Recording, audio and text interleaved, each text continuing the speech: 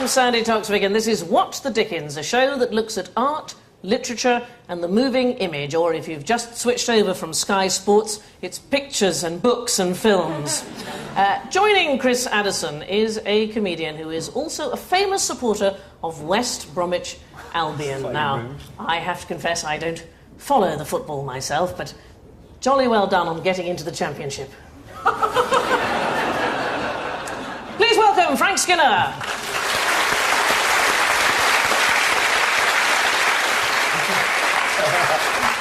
I don't know why that's funny. It isn't funny. It isn't? Oh,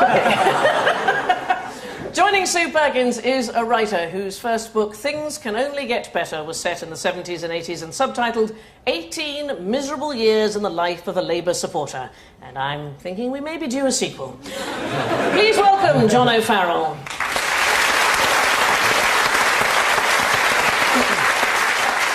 The first round is 3 Steps to Heaven. Our teams are shown 3 images in turn, each offering a clue to a famous film, book, play, or musical. 3 points are awarded should they guess the answer from the incredibly difficult first image, reducing to just 1 for the ridiculously simple third picture. Okay, Chris and Frank are going to get us underway. Here is your very first picture clue. So obviously everybody knows that's Renault's Spanish Formula One ace, Fernando Alonso. I have to say he has slightly disappointed me this season. Frank, do you follow the? No, I Formula? hate Formula One in all its manifestations. And an extra point there to Frank, which I think is. If I said I drove to work, Yeah. I wouldn't sound very sporty. I drive to work and back. Nobody would take that. It's the driver's name rather than the Fernando. profession. Is it Gold, the best of ABBA? No, but I like that. I tell you what, let's have a look at the second clue. What do we have here? We have some television aerials. Not a satellite dish between them. The aerials Yes. in The Tempest. Yes, is that your answer? Prosperous Books. The Tempest. It is correct. The Absolutely Tempest. right. The answer is The Tempest. Well done. There you go. Let's just have a look at what the final picture was going to be. It was a shipwreck. I think that rather gave it away. The answer is, of course, William Shakespeare's The Tempest. This is what we saw. We had the racing driver, Fernando Alonso. Alonso is, of course, the name of the King of Naples, a major character in the play. And we had a picture of some television aerials. Ariel is the name of the spirit that serves the shipwrecked magician Prospero. And the third picture, it's the shipwreck. But you get 2 points. Well done. Terrific. Fantastic. We're off. Off and running. You could clap if you like.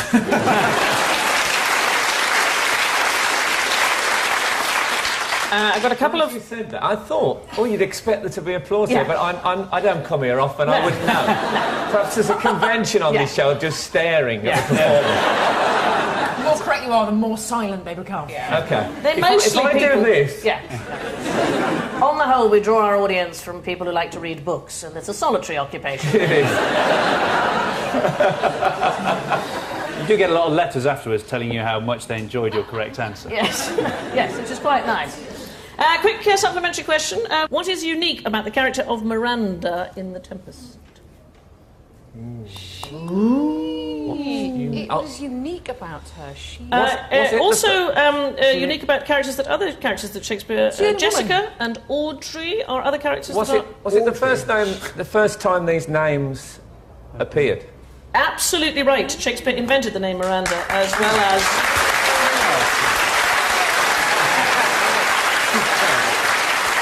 Yeah.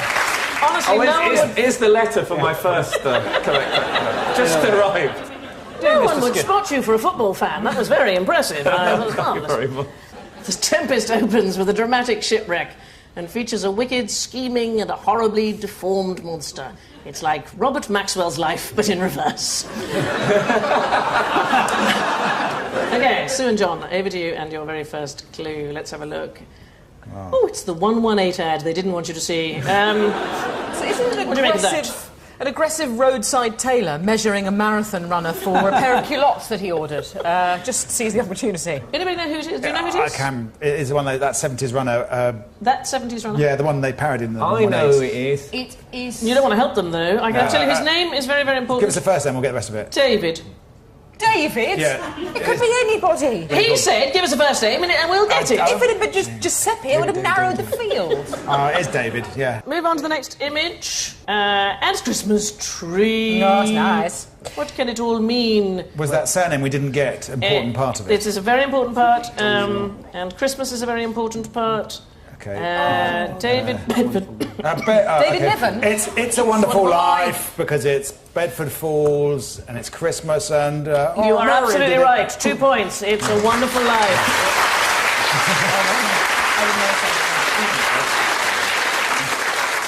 Let's have a look at the third picture. There we have the Angel of the North, which surprisingly still hasn't been stolen.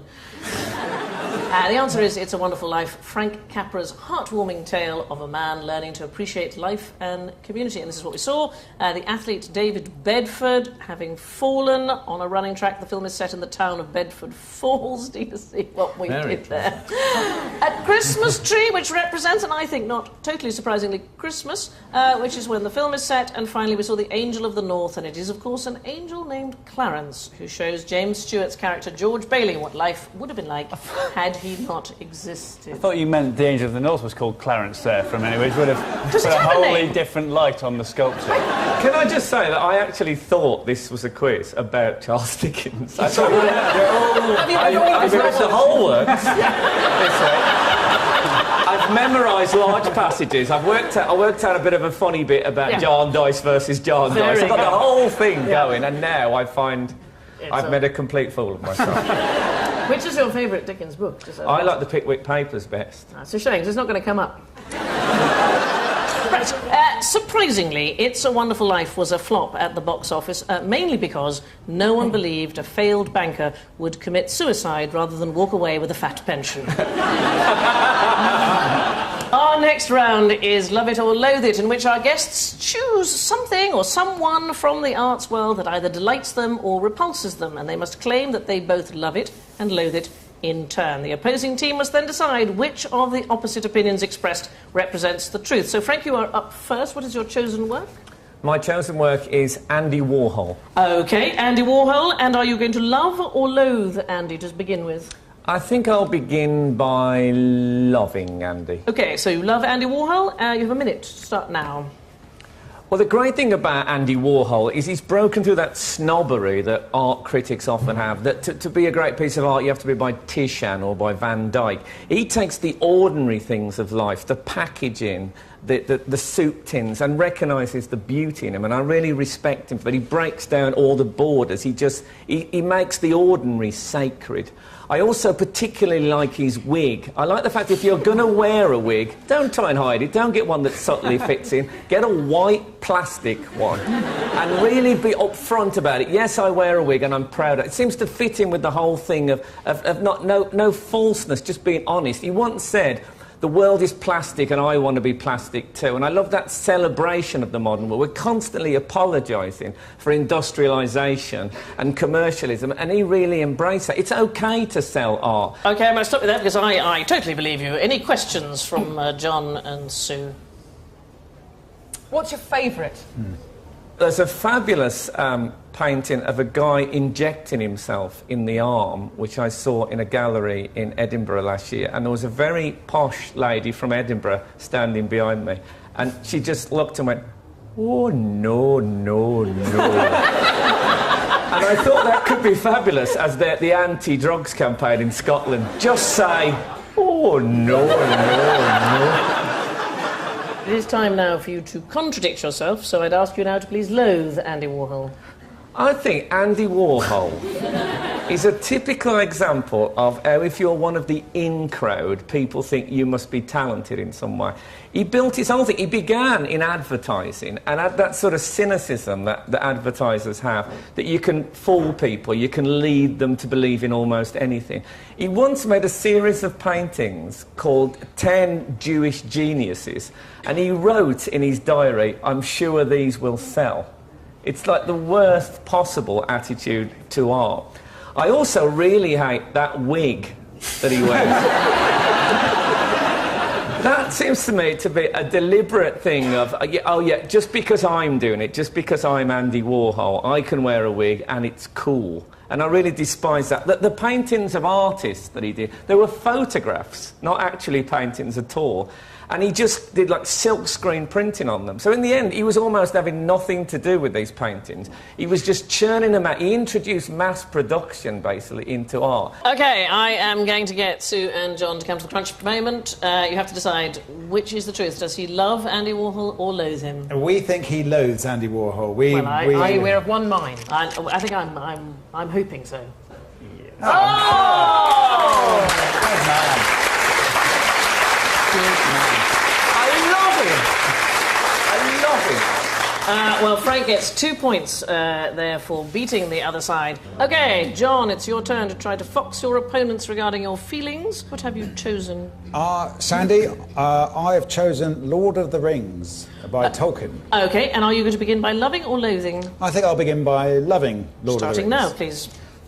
Well, it's a bit of a guilty secret, but I really love Lord of the Rings. I have a secret anorak at home, and I put it on, and I pull the toggles tight, and I put on my tank top, and I'm straight back to being 16 again, into that whole world of, of fantasy, good and evil, and the battle over Middle-earth. It's an epic struggle. It was written during World War II, and it's those big themes about sort of, when civilization really was facing the abyss. And these characters are operating on a higher moral plane to the rest of us. You wouldn't get Gandalf the wizard claiming his witch's hat on expenses, Just to have a really clear-cut good and evil battle with all that detail and really a clear winner and loser is why I love Lord of the Rings. OK. You can please now present the opposing point of view and loathe Lord of the Rings. I cannot stand these bloody nerdy Dungeons and Dragons fantasy books full of bloody orcs and dwarves and elves and no character you'd ever meet in real life. I mean, can you ever actually imagine, actually meeting a hobbit? Sandy. Hazel Blears, surely. Hazel Blears is right. The dilemmas of these players, do not emerge from their characters. There's no meaning to their dilemmas. It's all sort of fantasy and magic. Big rings. You need a ring. Go to bloody H. Samuel. Oh, it's a magic ring. So that's how they solve all the plot problems in Lord of the Rings. And you could do that in any book. You could just have, Elizabeth Bennet has to meet Darcy if she defeats the magic dragon of Elendor or whatever. So for me, these books are just a load of bloody nonsense, and they're just they serve a purpose as therapy for spotty teenagers to stay in their rooms, and they'd rather disappear into their fantasy and go out and actually try and find a girlfriend. Have you got a question? Was it true?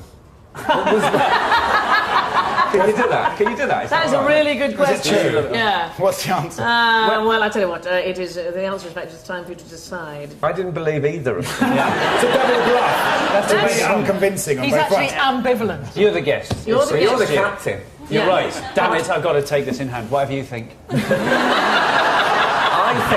I think you love Lord of the Rings. OK. Oh, fantastic. 2 That's points. right.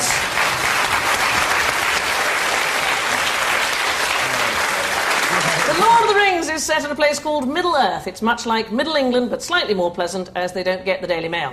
We're going to take a break now, but before we go, here is a question for you at home. What lasts for over 20 minutes on the Lord of the Rings extended DVD? We'll give you the answer on our return.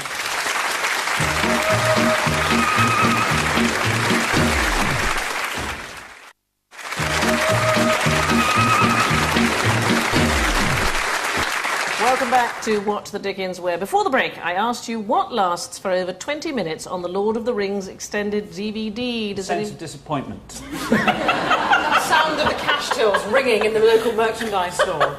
I want you both to get that right. The It's so good. credits. It is the credits. Well done. Very good. Absolutely, fans could pay to have their names added to the credits, which resulted in a mammoth 20-minute credit sequence. That's a list of people you'd be keen to meet, isn't it? Best £5 I ever spent. Next up is Common People, where we show our teams images of 3 famous people and ask them to work out What improbable thing links them? So, Chris and Frank, these are your three common people. Sir Arthur Conan Doyle, Albert Camus, and Julio Iglesias. They know on the left, so danger of losing the point if you're not careful here. Well, Camus was a he was a goalie, wasn't he? He was a football. Iglesias played for Real Madrid. I think he was a goalkeeper as well. So, have a guess? Does that mean Arthur Conan Doyle was a goalkeeper? They all played as football goalkeepers to a very high standard. Wow. Absolutely right. Arthur Conan Doyle played for Portsmouth FC, whatever that may be. Albert Camus played for Racing Universitaire Algerois, and Julio Iglesias. I do hope I get the Eurovision commentary next year. Julio Iglesias was on Real Madrid's books, so you get 2 points for that. Well done. Terrific, yes. What did Iglesias take over 30 years to complete? The lyrics to All the Girls I've Loved Before. Sandra, I couldn't Belinda, Thomasina, Carol. Well, on 30 Carol. years. Carol.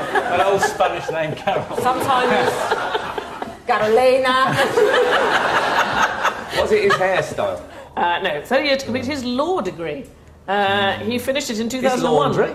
It's laundry. Got a lot of pants to get through. Did he watch them before he sent them back? Ladies. The answer was his law degree. OK, can I just say, because the thing was about football goalkeepers, I've got a series of football jokes, not one of which I've understood.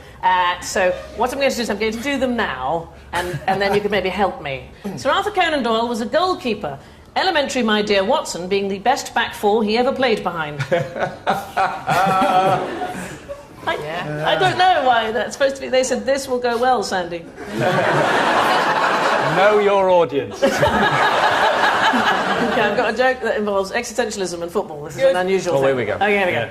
Albert Camus would often reflect upon the existentialist notion that happiness is fleeting and that the human condition is one of mortality before being interrupted by shouts of, "Wake up, you pillock, that's the 8th goal you've let in." This is as bad as the time that Question of Sport did that Wordsworth round. Yeah. This is a whole separate series. I think it Sky is. Sports 1 Sandy does soccer. with Andy Gray. Yeah. Oh, Sandy, a great joke. See her finish it off. She knows what she's got to do. She does the punchline. Boom. Yeah. Do the elementary, my dear Watson, back forward. That's quality. That's quality. Yeah. Let's move on.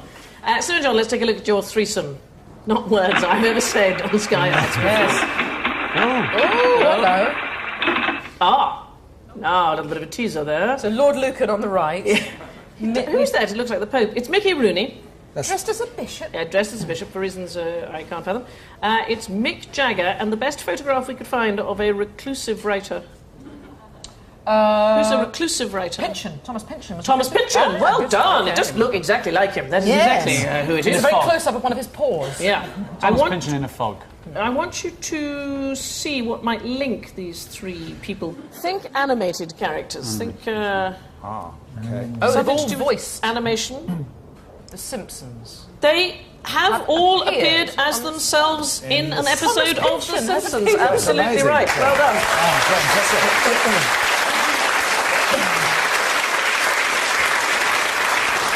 So before, when you said the best picture you could find of Thomas Pynchon was that one. Yeah. What about the one of him in The Simpsons? He's drawn on the Yeah, but that's a drawing, and we couldn't Well, that's afford it. better than nothing. Would it not have been a bit of a clue as well? If it was Thomas... Yeah. Now that you put it like that, Frank. Yeah. I mean, why not have all three of them if they appeared in The Simpsons? Mickey Rooney had a long and wide-ranging career from co-starring with Judy Garland to appearing as himself in The Simpsons. With yellow skin and comically distorted features, Judy Garland died an alcoholic. So, at the end of that round, it's even 6 points to each team.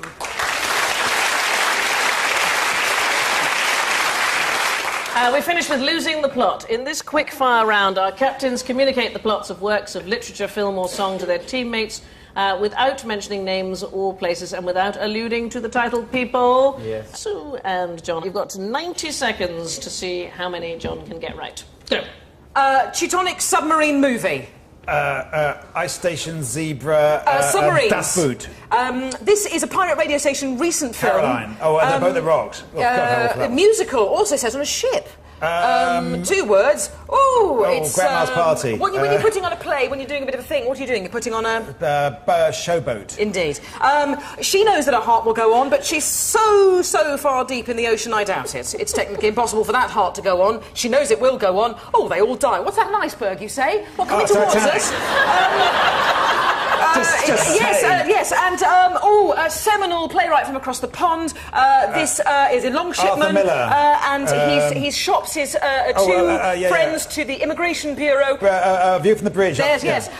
This fantastic novel gives birth to a serial-killing son. There's problems there. I don't like having a son. He's a serial killer. We need to talk about Kevin. Yes, we do. She's a lady. She's had it off with somebody. He may or may not like garlic snails. He's in the army, you know. He's got quite high rank. And he's from that country where they eat baguettes. French Lieutenant's Woman. Yes, and she's a prostitute. He's rich. Together they form one of the most bleak movies I've ever seen. Pretty Woman. I'm blind. I can't see, but I can touch your breasts. Hoo-hee-ha. He says, hoo-ha. Scene-stealing, chewing, spitting actor. Googly eyes. Say hello to my little friend. What the hell are you talking about? I can see you, baby. I can see you.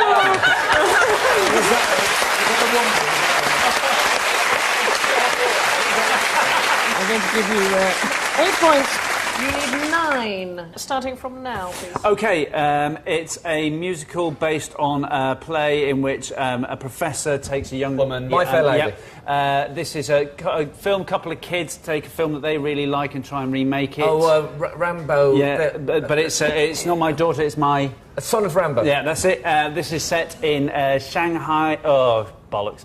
That's a proper noun. Shanghai these are 2 outlaws in the Wild West. Butch Cassidy and Sundance Kid. Yes, this is a trilogy of children's books based on the title of the trilogy... No, modern. The title of the trilogy... Is Dark Material. That's it. This is it was the subject of a fatwa in the 80s. The Satanic Verses. That's right. This is by a play by a gay playwright about it's about a gentleman. His name is in the title, and Entertaining Mr. Sloan. Yeah, this is about some schoolboys. It's a play very recently, also a film that was a hit. The History Boy. That's right. This is the most recent film about a well-known spy, a British spy. It's been going for years. It's a rubbish film. It's a Quantum of Solace. That's right. Okay, you need one more. This is a play about. It's a play by the national playwright from all those years ago about. It's set in. Oh, damn it. It's about... I don't actually know. What do you have with mustard? Mustard and... Hamlet. No, mustard and... Hamlet. No, what's the other thing? Mustard and... Mustard little and plant. cheese. No, little plants on, like stop mustard. Like mustard, the tiny shoots. Mustard and... Cress. Yeah, cress. Try this and cressida. It's a draw with 14 points each. This has been What the Dickens. I've been Sandy Toksvig. I'm off to see a tribute to Marcel Marceau, and I hope they've got subtitles this time. I'll see you there. Good night.